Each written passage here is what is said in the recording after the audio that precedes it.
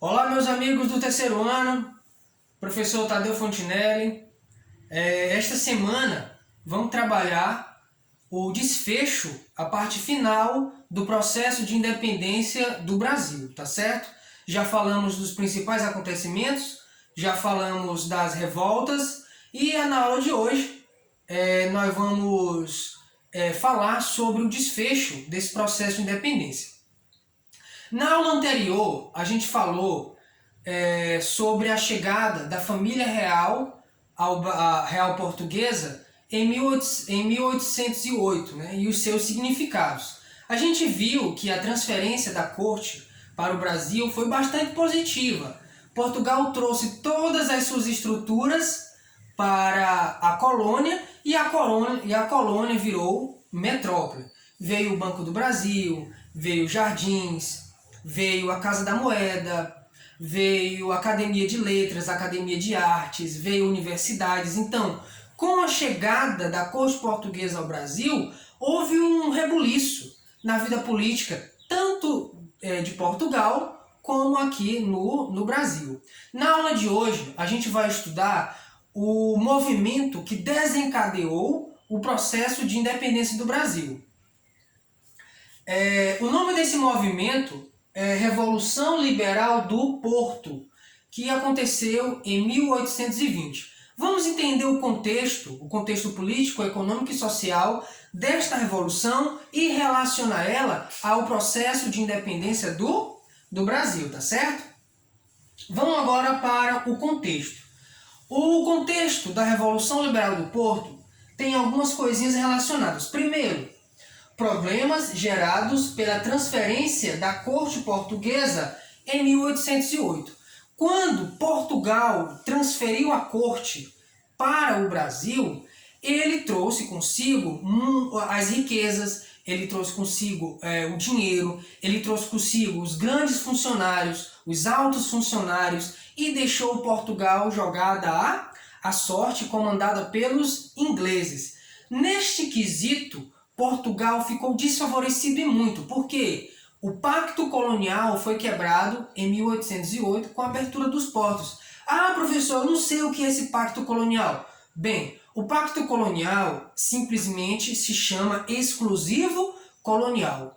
A colônia tem o papel, a obrigação e o dever de comercializar apenas com a metrópole, ou seja, com os portugueses. Com o fim do pacto colonial, a colônia ficava aberta a comercializar com qualquer nação amiga. Ou seja, os portugueses eram privilegiados. Depois da abertura dos portos, os portugueses perderam o privilégio comercial, ou seja, o exclusivo comercial marcado pelo que a gente chama de mercantilismo, tá certo? A elevação do Brasil à categoria de Reino Unido, a Portugal e Algarves. Professor, não estou entendendo. Elevação do Brasil à categoria? Sim, o Brasil era uma colônia. Com a chegada da corte ao Brasil, com o passar do tempo, em 1815, deixa eu anotar aqui, 1815, o Brasil foi elevado à categoria de Reino Unido, a Portugal e Algarves. Ou seja, o Brasil não era mais uma colônia. O Brasil era um reino unido e tinha como parceiros Portugal e Algarves. Isso gerou um incômodo muito grande para os portugueses que viviam em Portugal, porque acreditavam que a colônia, com o tempo, poderia se desfazer, que foi o que aconteceu. Temos também uma crise econômica e política. Crise econômica por quê? Bem, o custo da guerra napoleônica foi muito alto. E após o término da guerra, quem ficou controlando Portugal foi os ingleses. E os ingleses precisavam de recursos. Então, Portugal, ao invés de investir no próprio país, estava investindo no Brasil e também investindo o seu dinheiro nos ingleses para pagar a proteção. Ou seja, os ingleses protegeram Portugal contra a invasão napoleônica. E a crise política? A crise política porque eles acreditavam que Portugal estava deixada em uma relação secundária em relação ao Brasil. Enquanto o Brasil desfrutava de riquezas, privilégios, e tudo mais, Portugal estava jogada à sorte.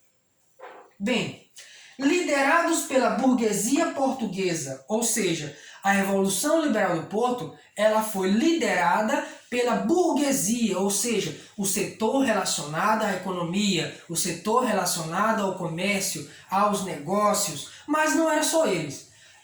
Antigos membros da nobreza que não vieram para o Brasil e estavam financeiramente fracos em Portugal, também aderiram ao movimento na esperança de recuperar os seus privilégios. Com a liderança da burguesia, eles pegaram em armas e conseguiram tomar o poder das mãos dos ingleses. Quando eles tomaram o poder das mãos dos ingleses, eles criaram um governo provisório, ou seja, criaram uma junta de governo para governar Portugal. Quando eles criaram esse governo provisório, imediatamente eles convocaram as cortes. Bem, o que eram as cortes? As cortes é o que a gente chama de parlamento, congresso, entendeu?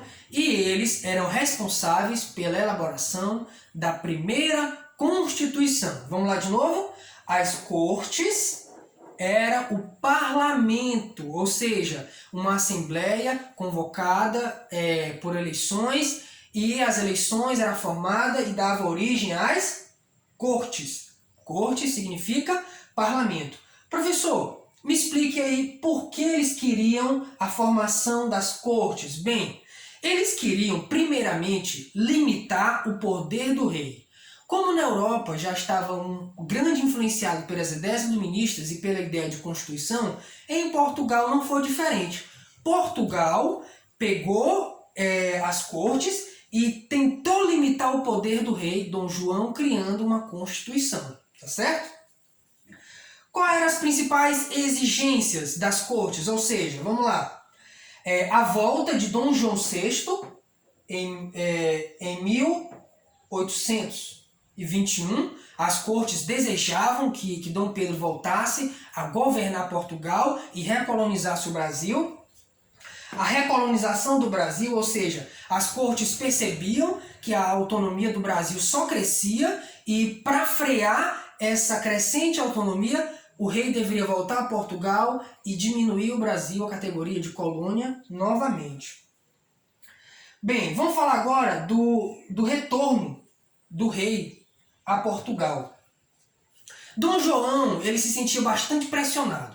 Se aqui no Brasil as elites favorecidas pela abertura dos portos pedia que ele ficasse e controlasse as ações políticas daqui, lá em Portugal as cortes pressionavam ele para que ele voltasse e fizesse as medidas mais duras em relação ao Brasil, ou seja, endurecesse o controle sobre o Estado brasileiro. Bem, quando ele foi, ele deixou um filho dele, que era Dom Pedro. Dom Pedro, o mesmo que proclamou a independência. Vamos lá de novo, para a gente entender. As cortes pressionaram Dom João VI a ir a Portugal. Ele voltou, né? Pressionado, ele não teve alternativa, ele voltou. Mas deixou no comando daqui do Brasil o seu filho regente, Dom Pedro I. Quando ele deixou o Dom Pedro I aqui no Brasil, as elites viram a possibilidade de autonomia, ou seja, é a hora exata de se desligar de Portugal. E também, pessoal, o medo.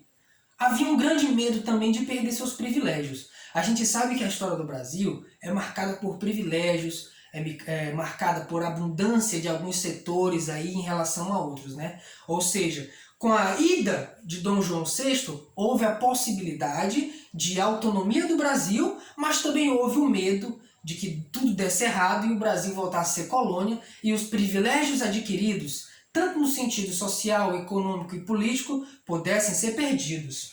E por último, as cortes desejavam recolonizar o Brasil. Então, pessoal, havia um quadro bastante significativo aí. Se em Portugal o desejo das elites era recolonizar o Brasil, aqui no Brasil a elite formada por comerciantes, a elite formada por empresários, a elite formada por fazendeiros, desejava a independência, ou seja, havia um conflito de ideias, e no meio desse conflito de ideias estava Dom Pedro, que uma hora ou outra teria que tomar a decisão, ou ia a Portugal, ou ficava aqui no Brasil e não acatava a ordem das cortes. É isso aí, até a próxima aula com o desfecho dessa história.